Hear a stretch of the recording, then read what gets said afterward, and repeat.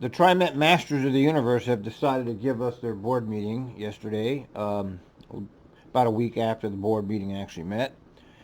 And we're going to start it off with a couple of mayors, and you'll enjoy this just as much as I did. So my comments are thank you, Trimet. Thank you. These are words that you haven't heard often, or especially often enough in these past few months. So thank you for continuing to maintain service and provide rights. You are honestly providing an economic lifeline for our residents who are transit dependent and unable to work from home.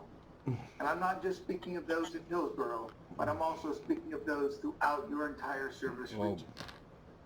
Thank you to your drivers and staff who work tirelessly and closely, both literally and symbolically, metaphorically, with our public. And thank you, communication. It has been timely, clear, and regular. I have received calls from Doug and Tom, and inevitably what they share answers questions that I get from residents shortly after. And some of the conversations that I've had with Doug have provided, just insight in the leadership that has served me well throughout these last few months. And so I'm personally just very grateful to him for his advice and counsel. I'd like to say thank you for Trimet to your offers of support and assistance, because by being aware of our circumstances in Hillsborough, you have provided assurance in times of uncertainty. And like you, I am optimistic about what lies ahead. We will apply learning to our current challenges to be more successful in the future.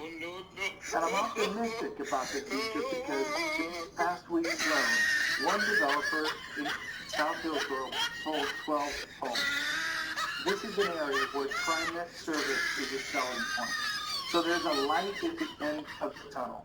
And Trimet will provide us the way and the rights to get. Thank you. He tried it.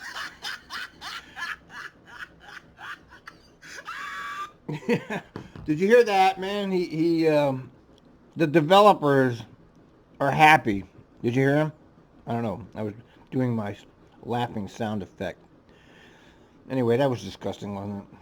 That was just ridiculous. Okay. Thank you, Mayor. Mayor Doyle? Yeah, I just like to add my thanks to the residents of Beaverton and the business folks of Beaverton by keeping people able to get to work when they're allowed to get to work. This is so important to the recovery that we so earnestly need to have. Communication from Trimet over these last few weeks, as Mayor Calloway said, has been great. It's been very helpful. It's reassuring to know that you all are taking actions to try to protect the health and welfare of everybody. I'd like to add my thanks to all the first responders, including all the Trimet people that are involved in making sure those who do not have a car, those who need an alternate form of transportation, have that at their disposal.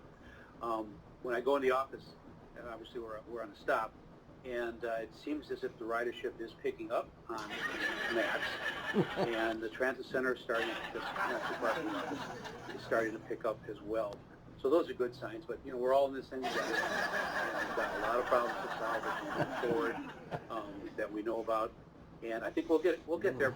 Just glad you asked me to dial into the meeting, because first responders come in many categories of police are out in the streets daily with what they have to do, and now they also add to the threat of the COVID that may affect them and their families. All the medical workers, all the public employees, the folks fixing the roads, they all deserve our thanks, because they're out there when it's probably not the safest for them to be there. And bless all of them. And Trimet, just keep up the good work. I'm excited about the change you're going to be making, and we're there for you. Thank you. Thank you, Mayor. Thank you both for taking the time this morning to talk with us. We do appreciate your comments, and obviously your appreciation is well received by everybody. So again, I look forward to continuing our partnership with you on a whole bunch of stuff as we move forward. Okay. Thank you. Thank you. All right.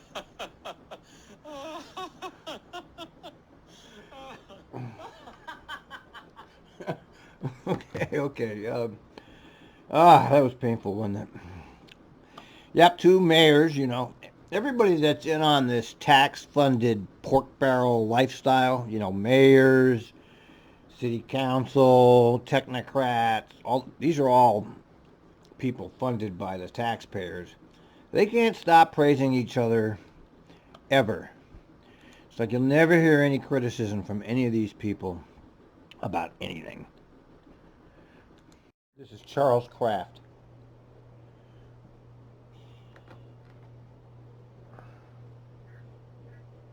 Okay, Charles, go ahead and speak. Okay, can you hear me? Yes. Yes. Okay.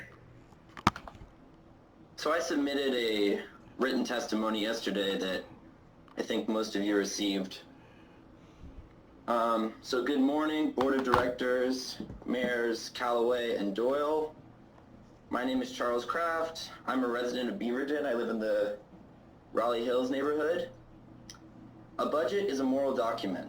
I'm speaking out to urge that you do not approve the 2021 annual budget until it reflects the values of the communities Trimet serves. I demand that you not go forward with this budget that allocates $41.5 million for the Safety and Security Division. I demand that the 62 transit police officers be immediately removed from Trimet, and the Safety and Security Division should invest in unarmed professional mental health intervention and trained de-escalation personnel. According to Trimet's website, most crimes reported on BUS, MAX, and WES are minor incidents and property crimes such as vandalism. There are fewer than 2 reported incidents a day, which is about 1 in every 231,000 rides. We do not need armed cops patrolling Trimet. Terrell Johnson was 24 years old when he was shot and killed by Portland Police Bureau officer Samson Agier. Agier and the 2 other officers who encountered Johnson were part of Trimet's transit police. First, a transit police officer from West Lynn police failed to de-escalate Johnson, who was clearly in a mental health crisis. Then, 2 more transit police arrived and escalated the situation, which resulted in Agier killing Terrell Johnson. If Trimet did not have transit police, Terrell Johnson would be alive today. This is an excerpt from a Mercury article from June 7th, 2017. Johnson was born and raised in Portland along with his brother Tobias by a large, loving, and deeply religious family. He loved his faith, music, skateboarding, basketball, and football. He attended Cleveland High School until his junior year, when he dropped out and eventually earned his GED.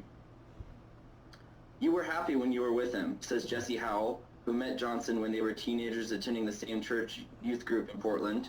He describes Johnson as one of the most genuine people he has ever known, even when he was going through his shit. Please, imagine what would have happened if instead of transit cops, transit mental health professionals had been dispatched to the scene to appropriately de-escalate the situation. Take a second to imagine that. What the hell's Ozzy smiling about? I imagine that Terrell Johnson would be 27. As someone who has ridden Trimet their whole life, I do not wish that this part of the community contributes to the brutal history of policing in the United States. I want you to notice that they're all doing other work here. He's talking, but they're not listening. You can see. He's doing something, he's doing something, he's doing something, she's doing something. You see that, right? Just like I do? I love these meetings because you can actually watch the board members. Yes? I'm going to go to CVS to pick up the Zolpidem. Okay. You going to have that coffee or not? Anymore. Disband Trimet Transit Police and reinvest in de-escalation and health and mental health support that serve your riders and provide real safety and security. Thank you. I yield my time. Thank you very much, Charles. All right. Well, he's talking to the wind, but he's trying. Hi, am I audible to you all? You are. Excellent. Good morning, Trimet board members and staff. My name is Vivian Satterfield. I work at Verde, a community-based organization located in the Cully neighborhood. I actually want to first start this morning with reflecting that at this very time is the second day of the sentencing hearing of the person who perpetrated the racist max stabbing attack. Just see what's happening. Ozzy's, you probably can't see this because Keith Edwards is on the phone. Ozzy's just looking at something. I don't know what Doug is doing. But, they're not actually paying attention. I just want to bring that up again. Attacks and murder on the max system. My thoughts and strength I'm sending to Demetria Hester, the victim and of these attacks, their family, especially this morning. I just want to note that the presence of police Doug is on paying the attention system and did Warner's not paying prevent the murders that morning. The devastating impact of the pandemic on Black, Indigenous, and people of color and working class people has resulted in a prolonged and profound economic crisis that's also laid bare, without a doubt, the underlying foundation of all American crises, racism and classism. So without equity at the center of our decision making, we risk replicating and reinforcing the same ills that made this pandemic a global calamity. And so to ensure that equity is prioritized, I'm going to urge this morning for you all as leaders to pursue policy solutions that embrace some values and principles. And I do want to reference that I pulled these from the Greenlining Institute, which is a policy research and leadership institute working for racial and economic justice. I know that their work is very well respected, and that's why I want to lift up their values and for your consideration of diversity, equity, and inclusion, of partnership and collaboration, of transparency and authenticity, and accountability. I just want to reflect that as Trimet was undergoing some public listening sessions, I attempted to engage a number of monolingual Spanish speakers from the Cully neighborhood to come and testify, and was very, very disappointed in getting a report back that the listening sessions were not a meaningful way to engage. The WebEx platform is really, really clunky. Even I had challenges as someone who pretty much has like downloaded Zoom as an extension of my professional life in recent months. And the listening sessions were really just an opportunity, it was not a meaningful opportunity for community to give feedback. And so I'm concerned that that is the basis for which this board is now saying that they had sufficient public engagement in order to pass this budget. I just want you all to really think about that. And the other areas I'd like to lift up this morning is articulated by my colleagues at Unite Oregon Health and Rose City Justice in a submitted testimony. We were unable to get that submission before the noon deadline yesterday, but I did email it, so I do hope that you receive both the letters by Unite Health and Rose City Justice, as well as a number of signatory organizations echoing those calls. And the calls in which we want to see the values and principles that I lifted up earlier, we want to see those applied to decriminalizing transit, ending fare enforcement, ensuring that frontline transit workers receive all the protective gear they need and hazard pay as well for these tough jobs, and ensuring that we have dedicated and sustainable funding for transit at a time when cities and states are pushing a narrative austerity. And I know I'm over time, but I just again want to emphasize that we must remove barriers for participation of individuals. Thank you so much for your work, and I look forward to leadership from this board to do the right thing at this time. Thank you. Yeah, right, Vivian. You're not going to get that. Thank you, Vivian. We did get... Test your audio. Hello, can you hear me? Yes. We can hear you. Awesome. Good morning, Trimet board members. My name is Tristan. I'm a member of West Rise Unite. I just want to say thank you for the opportunity to testify this morning. So let me begin by saying, wow, like what a month, huh? And who could have imagined 30 days ago that we would be where we are now? You know, something's in the air. There's a viral sensation that's sweeping the nation. I'm not talking about coronavirus. I'm talking about those 3 little words, 6 simple syllables, 1 plain phrase that drives people wild. Abolish the police. We're in a historic moment. I was honestly afraid the murder of George Floyd would just become a statistic like so many before it. But I miscalculated. The movement has grown like a wildfire. It's unstoppable, and it won't be placated by anything less than that simple demand. We've tried reform. We've tried body cams. We've tried implicit bias training. We've tried community policing, but cops are uniquely resistant to any form of accountability. Here in the Portland Metro, the Transit Police Division, that's y'all, stands out as an even more opaque and unaccountable policing body than almost any other. A recent report by the City Auditor's Office highlighted its many shortcomings, such as lack of clear directives, supervisions, and policies for filing complaints. From qualified immunity to the officer's Bill of Rights, to the shocking political clout of police unions, the bad apples keep getting away. And that's because it's not the apple that's rotten, it's the whole system. And it's long past due that we tear the whole thing down. So how does Trimet fit in? Well, you fund the Transit Police Division. You spend somewhere in the vicinity of $20 million annually to pay the salaries of some 62 police officers from a dozen different agencies to staff your division. And what do those agencies then do? They take that savings, turn around, and hire even more cops. the Transit Police Division is little more than a subsidy to law enforcement throughout the Portland metropolitan area. Trimet is in a unique position to have a huge impact for this movement. By canceling your intergovernmental agreements, you can effectively defund not one, but dozens of law enforcement agencies. I call upon the Board of Directors to provide the kind of leadership that's being demanded by thousands of people in the streets every night. We're barreling towards an unprecedented recession. An economic downturn means austerity, but history has shown that the only public services to ever avoid such budget cuts are the police. In 2009, Trimet faced a budget deficit of $31 million due to the recession. They cut service, operations, and programs like the rider advocates while hiring more cops than ever. Do not repeat this mistake. Bus Riders Unite demands that you cancel all of your police contracts, defund and abolish the transit police, and use the money saved to reinvest in community-oriented safety initiatives like the rider advocates, and also give hazard pay to your operators and the people who keep your buses clean and safe. Cops don't protect us, we protect each other. Thank you. Thank you very much.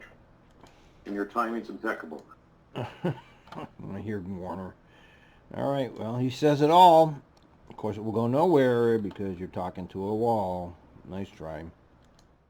Okay, who's up next? AJ Mendoza. Who? AJ, go ahead and say something. Hello, can you hear me? We can hear you. Good morning, members of the Trimet Board of Directors. Thank you for the opportunity to testify today. My name is AJ Mendoza. My pronouns are he and his. I'm a resident of Clackamas County, and I'm here in my capacity as the president of the Communication Workers of America, Local 7901, to speak in solidarity with the members of the Amalgamated Transit Union, Local 757, who are employed by First Transit, and especially those who have been laid off already as a result of the pandemic. My union lobbied CWA in support of the CARES Act. Through the provisions of that legislation, Trimet has received about $185 million. That money, to be clear, was not intended to be a rainy day fund. It is to be used, and in part to avoid situations like that being faced by the employees of First. I just want to point out again, just so everybody knows, look at Ozzy, see, he's doing something, he's doing something, and she's doing something. I'm not sure what he's looking at.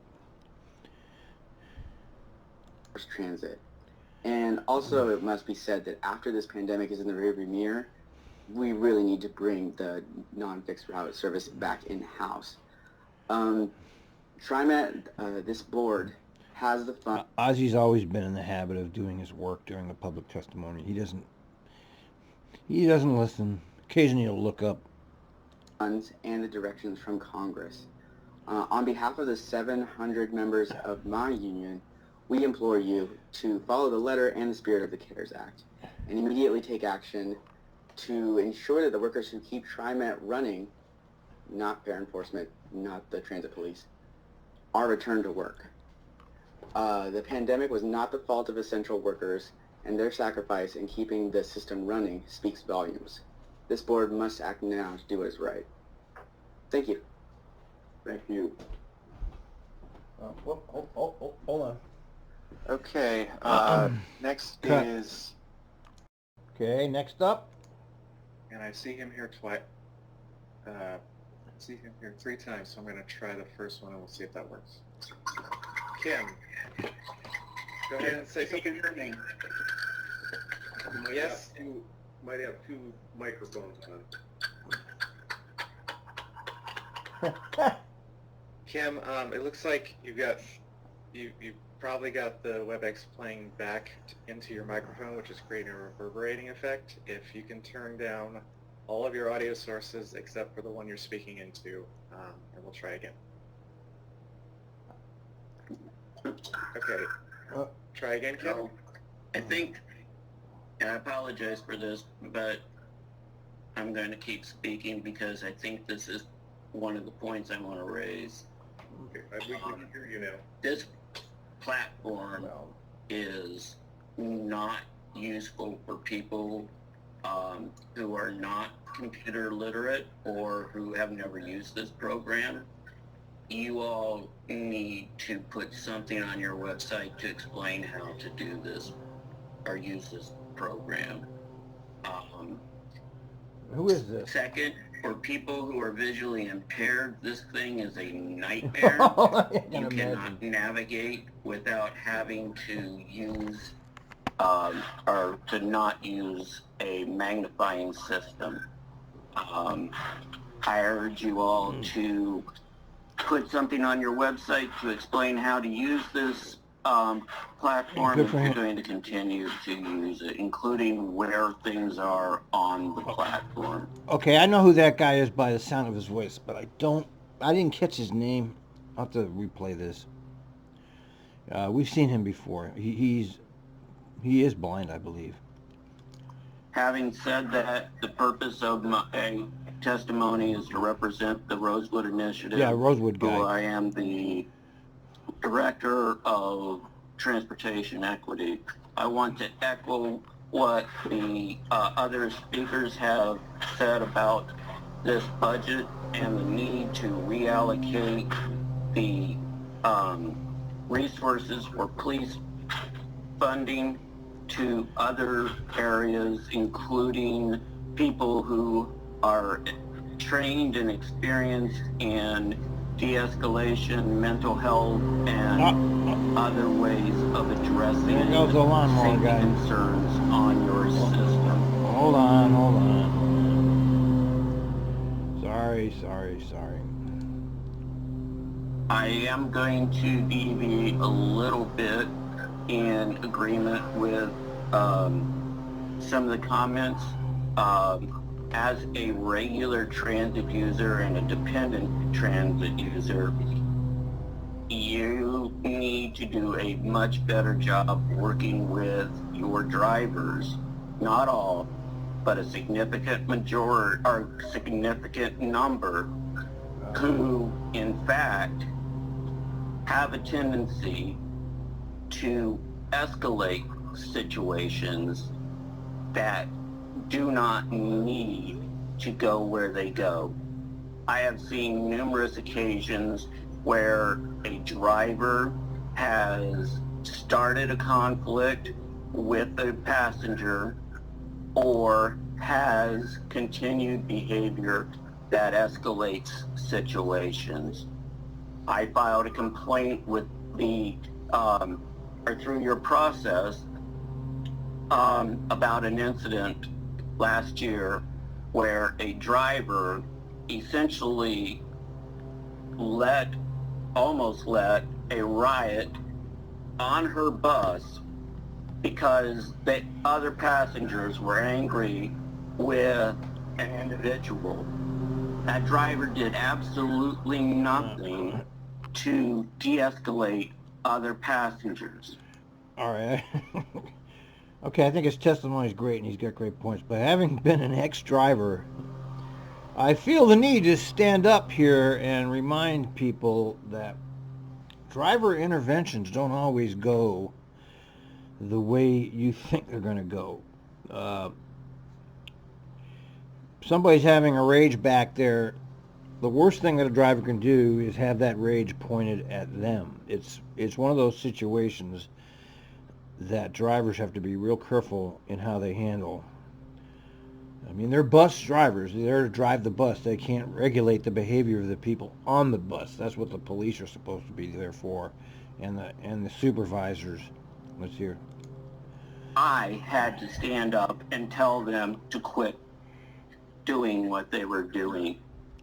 That is not the only incident I have seen where drivers are the reason for the problem. Uh-oh. Now, most of these situations regard fares. I see. It is a simple fix that we move away from fare enforcement and that we move towards a free system. That would deal with the majority of driver-passenger conflicts. Yeah, he's right about that, by the way. That's where they all start, is at the fare box. Most of them. Not all, but most. Is wrap up. If you had people who actually could help drivers, as mentioned earlier, to deal with these situations, then the problems that currently require police would not be an issue. Thank you. I'm going to have you wrap up. Yeah, he wrapped up, Warner. Shut the fuck up, motherfucker. You can't give one extra minute of your damn time. You people are disgusting. Yes, I just said thank you. All right, Yeah. thank you very much. I appreciate your comments. Yeah, sure you do. And I'd say for anybody listening about this, we ought to hang around because I believe that the general manager will Yeah, the general manager is going to speak. Yeah. All right. That's it. I don't remember his name, but I'm going to figure it out. We have special guest star Shirley Block is here today. Can't wait. Let's go. Oh, good. Oh, good, he said. Good morning, members of the board. Can you hear me? We can. Okay. Good morning. I'm here today to speak for the members of First Transit. Come on, Ozzy, get your head up and listen. Of the COVID-19 Goddamn Ozzy. As you are aware, Congress had enacted CARES funds for Trimet that have received $185 million. Oh, This money is Keith not just a gets up rainy and day fund. leaves. It should be used to get those folks back to work. At this time, when COVID-19, our members need their medical and their paychecks, a regular paycheck. I would like to see Trimet pass this money through to get these folks back to work. There's plenty of work that these folks can be doing with the assistance of Trimet doing what they should be doing.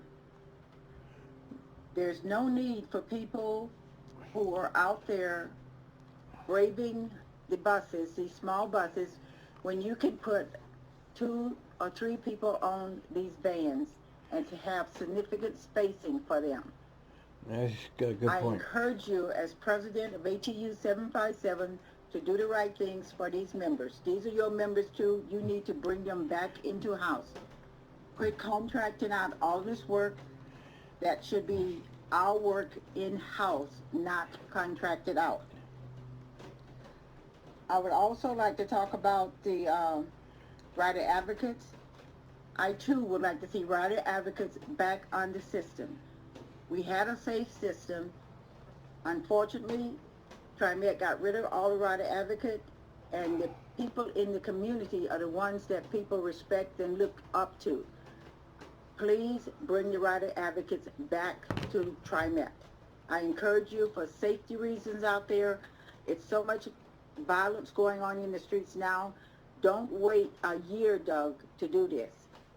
I'm asking you as a leader and you as a leader to bring the rider advocates back to Trimet. Thank you for your time. Thank you. All right, well, Trimet just took a small chunk of money out of the so-called police budget, although they did qualify that by saying the police budget and other, I think it was 1.6 million or something. They could fund that. That would be a good use of that. Would put the rider advocates back into Trimet. And yes, the lift should definitely be in-house, but we are in neoliberal capital of the world, which is Portland, Oregon. And those are contracted out specifically so they can do what they just did, which is they just fire them, and they're not Trimet employees, so Trimet gets off the hook for any responsibility at all. And I wouldn't expect any of this to change because, you know, they make the, you know, Kelsey up here represents the elites, and the elites are all about building light rail. They don't care about the public. We know that for sure. They give a lot of lip service to it, just like everybody else. But getting any change out of these people is virtually impossible. I haven't seen really anything. Yeah, they did the longer transfer back in the day. I guess that's all gone now, right? Because of the HOP, that's the end of the longer transfer. I really haven't seen them do much of anything since I've been associated with this organization, which is 20 years now. It's all been downhill from when I started working there, and then after I left there, which is as a blogger and enthusiast, it just gets worse from what I can see. Can you hear me? Yes. We can. You actually said it right. Thank you. Hello, good morning, President Warner, Board of Directors. Thanks for the chance to speak with you this morning. My name is Richa Poodell. I'm the Advocacy Director at the Street Trust, a membership-based nonprofit here in the Portland Metro region working to improve conditions for walking, biking, and taking public transit. I myself am transit dependent, and the Street Trust is also an active member of TIAC. This is a challenging time for transit in general and for Trimet in particular, so I do appreciate the work that y'all are doing to make a number of important decisions.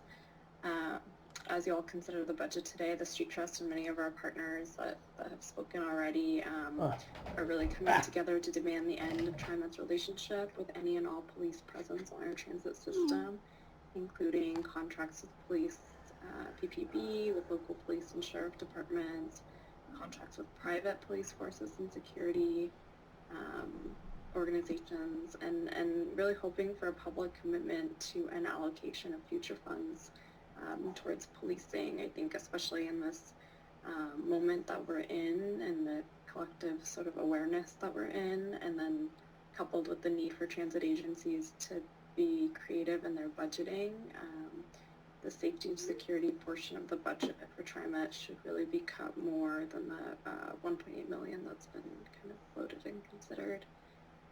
I also just echo the sentiments shared earlier about the listening sessions that were held last week. I encouraged a lot of folks in my community to show up to those, and kind of heard back that folks didn't feel like they had a chance to give input to Trimet. Rather, it was more of a presentation, and so I think for these large decision-making processes around budget, it's really crucial as a public agency. We're creating real meaningful avenues for people to have their voices. Yeah, there is no public engagement for how they do the budget.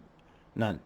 I mean, they say there is, and maybe they publish something somewhere, but I couldn't even get the board meeting for a week. And yeah, Trimet is not the pillar of transparency. So many other transit districts are so much more transparent than Trimet is. It's hard. So thank you very much for your time. Boy, hard to hear you, lady. Thank you. Thank you. Where's Neil Berlin? Thank you. Yes, I'm going to go to our first user who raised their hand on their phone. I do not know your name, but when I unmute you, you'll hear a beep in your ear, so that will tell you you can speak. And so our first call-in user is unmuted. Hi there, members of the board. Thank you so much. This is Clackamas County Commissioner Sonia Fisher, and I really appreciate your time to take our comments today. I want to reference a May 26th letter that our Board of County Commissioners sent to you and make sure that that gets put in the official record regarding the Ride Connection program. We are very concerned in Clackamas County about any potential cuts to that program. Well, since we submitted our letter, we have an understanding that there has been some funds identified to backfill the Ride Connection program for this next year. We definitely want to impress upon you the importance of these resources. In Clackamas County, these funds provide seniors and people... We've been having monsoons back here in the East Coast. I mean, when it rains, it's like a monsoon. Disabilities, very critical transportation services, and not only do they help fund drivers for our most vulnerable residents, they also provide the foundation to leverage many volunteers that provide countless rides. Well, maybe not countless, we probably can count them, but many, many rides for our seniors. Just an anecdote, one of the most rewarding events that I attended at County Commissioners for our volunteer association, and just talking with our volunteers that do these rides for our seniors and people with disabilities, they are life-changing, not only for the people that receive the rides, but also for the volunteers that provide them. So this is a program that delivers far more fruits than the finances that it contributes, and I want to encourage you to find long-term funding for this program.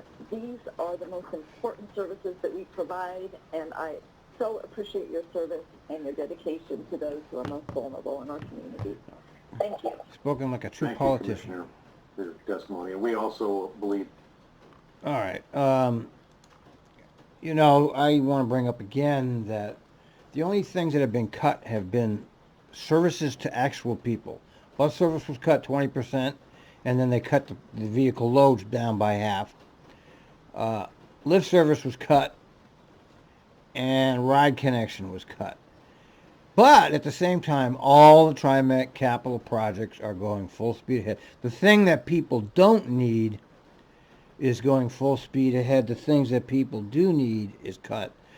And this is the policy of the elites that are running our country right now. You see this playing out not just at Trimet, you see it playing out at all levels of government, where the elites' interests are being protected at the expense of the public's. Hello, can you hear me? We can. All right, I'm Pam Wren. I'm the CEO of Portland Patrol Incorporated. I'm an employer, I'm a resident of Portland, and I'm a user of transit.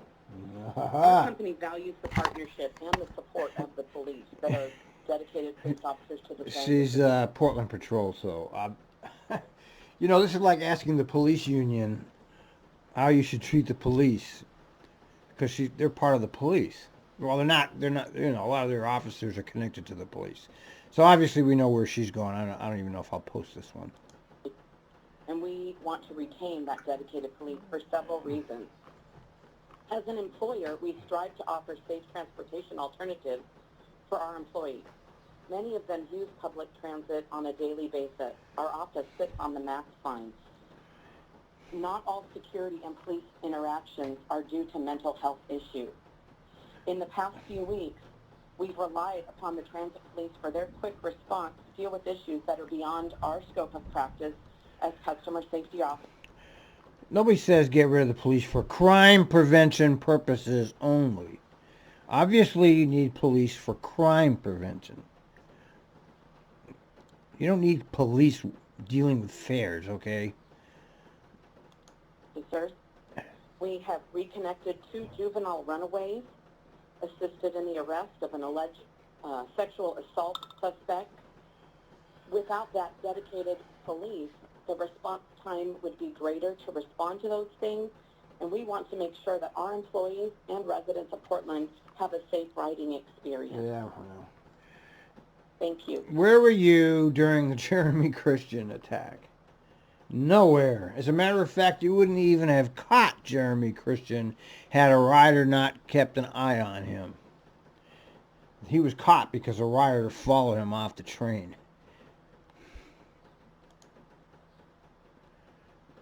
Thank you very much for your testimony this morning.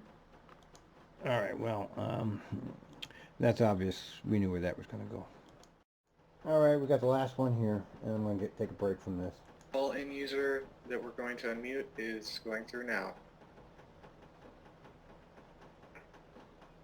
Hello, members of the board. My name is Michael Cornelius. I am an international representative with the Amalgamated Transit Union. Thank you for taking the time to hear me out today. I call in support and in solidarity for the members of Local 757 employed by First Transit who have been laid off. I needed to reach out to you today because on April 23rd, Chairman DeFazio of the U.S. House Committee on Transportation and Infrastructure sent you a letter informing you that you had a right to use the approximately $185 million of CARES Act funds to renegotiate the terms of your revenue agreement with First Transit to ensure that those workers were treated no better or no worse than the public sector workers. As President Block indicated to you, that this does highlight the problem with... Did you hear what he just said? Representative DeFazio sent a letter to Trimet saying you could use... Because Kelsey has made some misstatements about the use of the CARES Act, okay? He's treating all of this money as his own personal money that he can spend where he wants. But it can be used to supplement fair revenue. He said it couldn't. He's wrong, and that was proven to me by Headways Matter on Twitter. He showed me the documents. And he's done nothing to keep the Lyft drivers employed. Nothing. Kelsey is a neoliberal businessman, by the way. He doesn't really look at things from a humanitarian point of view. And that's probably why McFarland took him as his replacement. Privatization, and oftentimes, and we've seen since this outbreak happened, layoffs have happened almost 3 times as much in the private sector as they have in the public sector, which means, once again, private sector employees are pulling from the system, and it actually becomes more costly to privatize. What we are attempting to do is encourage you in the most respectful way possible to use your resources to ensure that these now approximately 100 people who were laid off as a result of the COVID-19 pandemic are returned to work or in some other way taken care of through paid administrative leave or some other means. You have the resources, you have the ability to do this. Congress has given you instructions that you have the right to do it at your discretion, and you're not prohibited by law. And any argument that you don't see the need to use taxpayer dollars to quote-unquote bail out employees of a private company, I'll remind you that Congress has given you this direction and authority to do that, that these workers are currently receiving taxpayer dollars on unemployment, which expires the end of next year, the end of next month. And once that extra bump on the unemployment tax ends, these 100 people are going to very likely be trying to find a way to feed their families, keep their homes, or go on other government assistance programs unnecessarily. We think that your budget allows for you to ensure that these workers are taken care of. We certainly appreciate you acting swiftly to end these unnecessary layoffs. And with that, I'll yield the rest of my time. Thank you very much for your comments. Okay, well, right, Kelsey's doing what he wants with that CARES Act money, and he's not asking for any public input. And that's unfortunate, but that's how Trimet runs. That's their modus operandi. The general manager who is not elected, he is appointed by a board who is not elected, who's appointed by a governor who has very little to do with Trimet. I mean, they've created a system of zero accountability here with Trimet. He's saying those Lyft drivers should be employed right now, and unfortunately, he's talking to a wall.